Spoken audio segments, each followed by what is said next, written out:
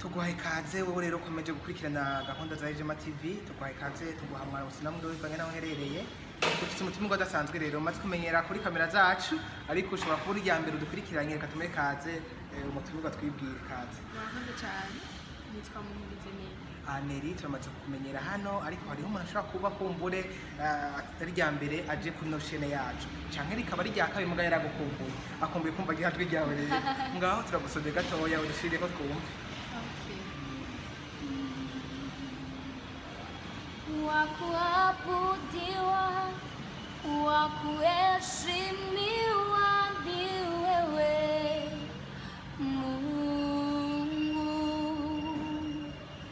wakuabudiwa, wakuheshimiwa ni wewe Mungu, Mungu mwenye nguvu, wastahili heshima zote.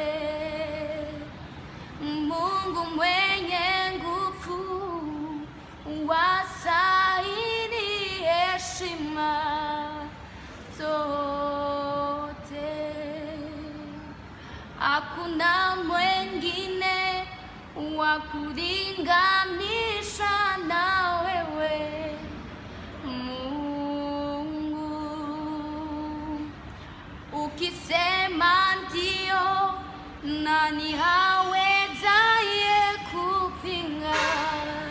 Hakuna. Ukisema ndio, nani hawezaye kupinga?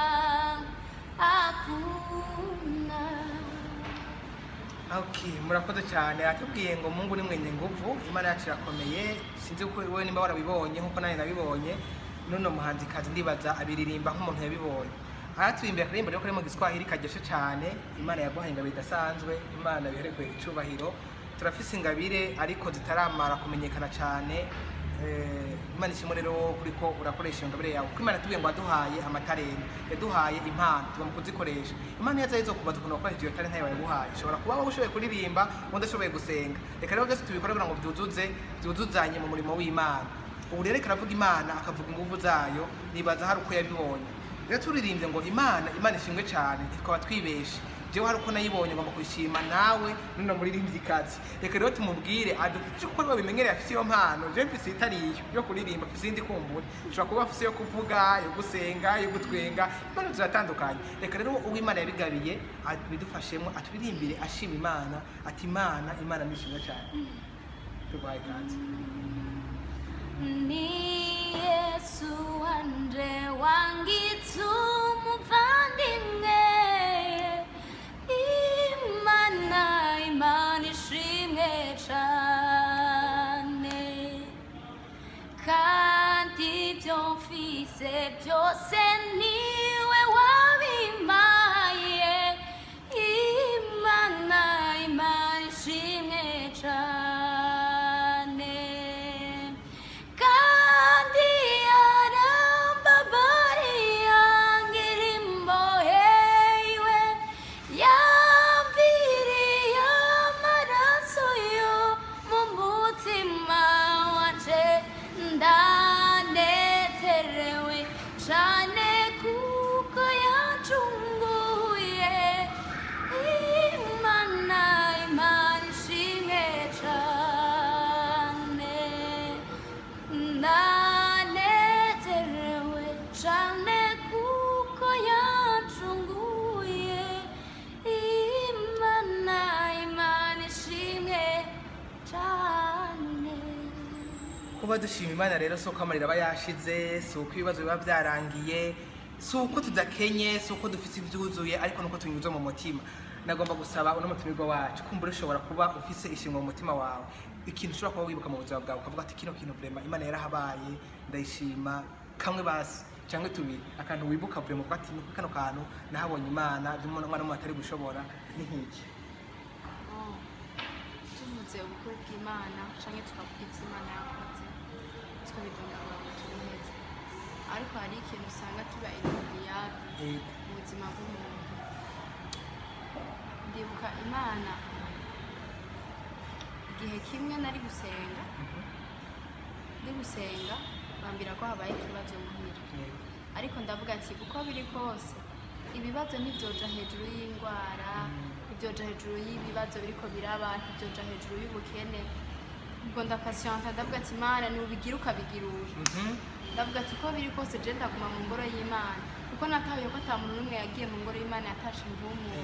Burya maze kugenda nashitse muhira narindiriye ko ifite irahera ndiha amahoro, ariko maze gushika muhira nasanze byose byitunganije.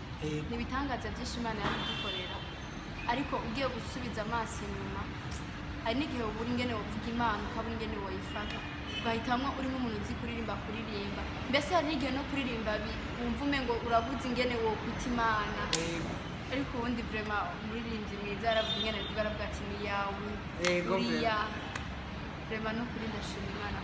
Ego vraiment akaririmba yaje ndagakumbura akarimba kavuga ngo uri yawe sirimba kazi. Ego hari ivyo Imana yakoze mu buzima bwacu, nimba ukaze ukadushirira ko tukabanza tukamira amata. Ego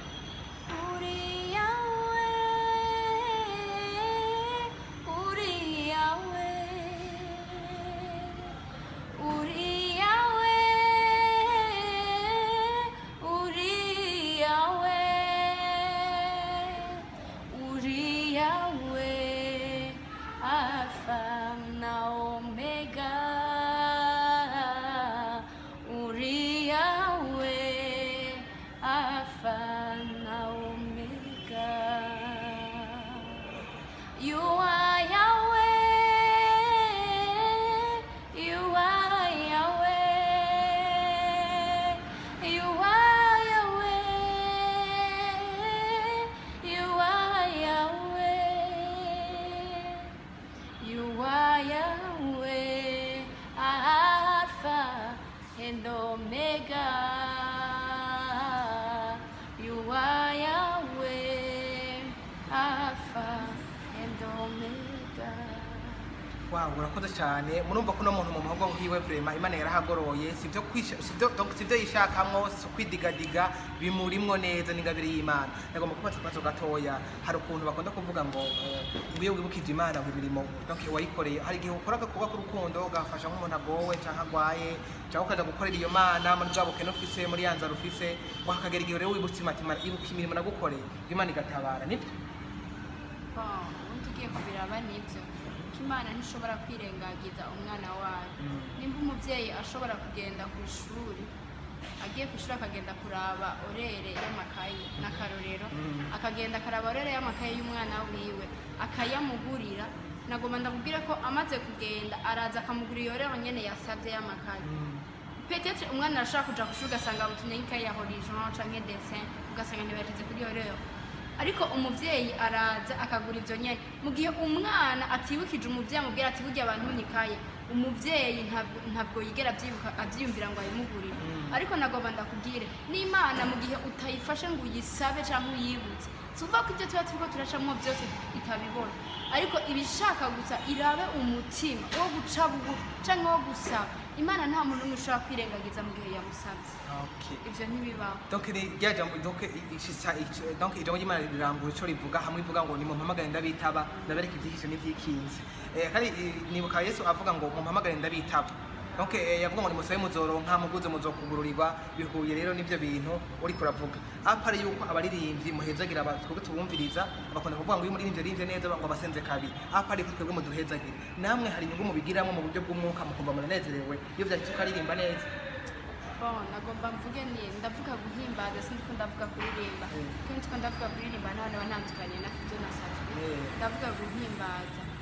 Guhimbaza bisaba ikintu kimwe gusa, bisaba kumenya uriwe nico wahamagaye, ibindi byose bico byikora. Ibindi birikora. Okay, no kuvuga ngo wowe na ufise mu mutima uwo kubaza ngo kwibuzuye amahoro wumsubiza gute? Ndiko ndavuga ati kuko inuzuye amahoro. Nduzuye amahoro kuko Yesu Kristo nzi yuko yuko afise ikintu yakoze ku buzima bwanje. ushobora no kubishyira mu ndirimbo ukabitubwira neza uko ntabwo nabyo bishoboye ufise ingabirano nyinshi uno muntu niyo aba atateguye vraiment araririmba kandi indirimbo ziri mu mutima wiwe Imana zishimwe mu mutima wiwe nicyo gituma rero aririmba kugira ngo nako tubone yuko harimo abantu bashima Imana atari ko bafise imodoka nyinshi atari ko bafise byinshi ariko bagashima Imana wowe ushobora kuba ufise ibirenze ibyo afise cyangwa ibyo mfise ukaba bikunanira gushima Imana shima Imana by the way n'abakene n'abashomeri barashima Imana imbere yuko turimbira bakaririmba ngo makuba notanga gusenga Imana uhejeje amashuri cyangwa n'imbere yaho warasenga ukiri umunyeshuri ugishomereye ukifise naho warasenga Imana narabikuriyemwo nakuze mu muryango basenga nkurira mu muryango w'abatutsi navuga ko nabikuriyemwo wakuze ubikunda okay none rero tubwire impamvu wuzuye amahoro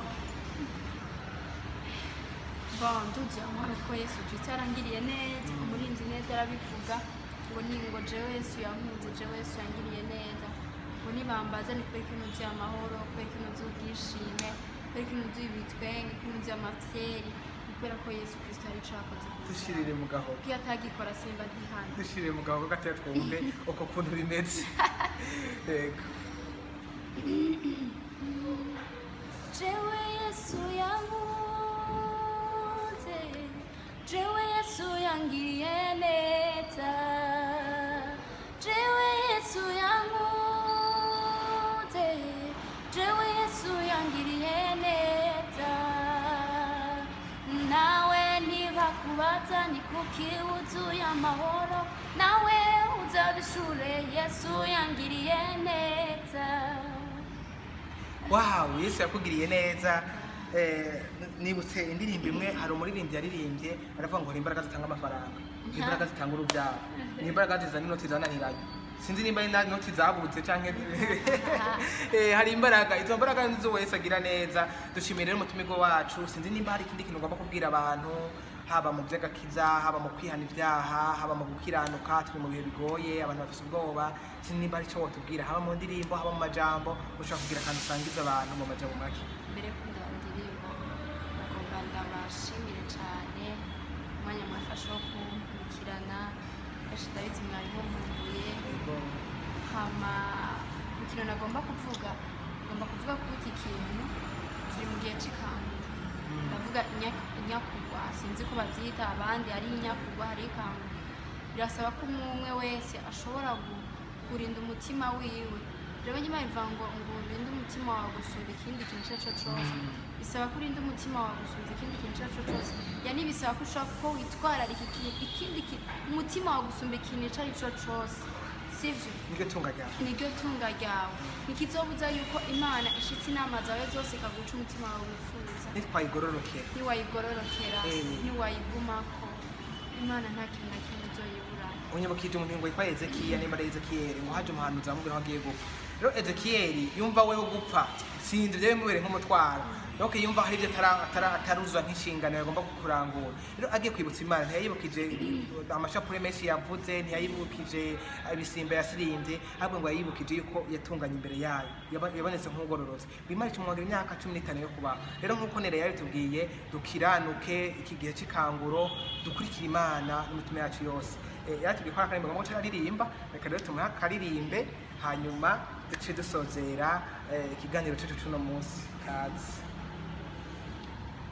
mwakoze cyane mbere yuko turirimba bari kwaraturikirana agomba kugira ngo ube kusanga n'umwami kuko umurinzi mwiza yavuze ngo urihimbaje neza ugusenze kare si ugusenga gusa harimo amajambo hari n'ijwi nagomba ndakubwire iyo udasenze nta kintu na kimwe kiba niyo uri kurahimbaza ugashika uhimbaza utasenze nta kintu na kimwe kihaba burya umuririmbyi usanga afise ibanga mu mutima wiwe niyo mpamvu rero tubije kandi dukore dusenga dusenge dukora ego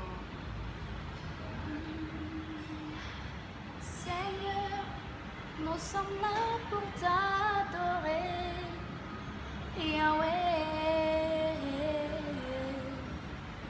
Yahweh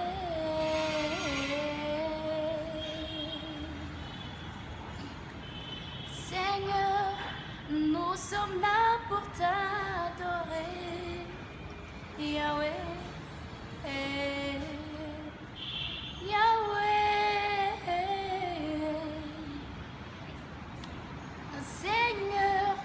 sur ma réseau d'office. Yahweh, Yahweh, Seigneur, nous sommes là pour t'adorer.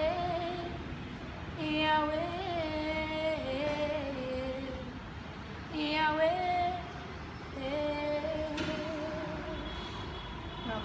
Okay, murakoze cyane namwe muheza gigo cyane niba Uwiteka n'Imana isumba byose. Tugomba rero kongera kwibutsa abantu ko mugomba gukanda subscribe, uko mukagira comment, mukagira na share, donc mubisangiza abandi, hama mudushigikire muri ico gikorwa.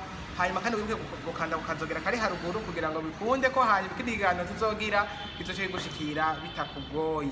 Rero mbere ko dusozera Nelly, twagomba tukubwire yuko abantu benshi baragukunda naye ndagukunda, ariko benshi babura ukuntu bagushikira, baratwandikiye message batusaba nimero bagira iki. Rero ntari bwabemera uruhusha, nagomba uyu munsi uvyivugire, uvuge nimba ukoresha Facebook, nimba ukoresha Instagram, nimba ukoresha Twitter, uvuge n'amazina yavyo kugira ngo hanyuma baze bakubwire abashobora kugufasha guterera mu ndirimbo, donc mu buryo bw'amasengesho cyangwa bw'ibikorwa kugira ngo ushishire gutera imbere cyane. Umukobwa mubona arashoboye, hamwe rwose bamushigikira cyane, yoshika kuri byinshi kandi akaba umukozi wayo mu by'ukuri ashigikirwa. Katsi ego babwire ko bimeze. Nababwiye ku mazina nitwa Nelly, ushaka kugaragara kuri Facebook, Instagram na YouTube, ese mwashaka kumbora Kora ayo mazina. ego. Okay, bye bye, merci. Merci.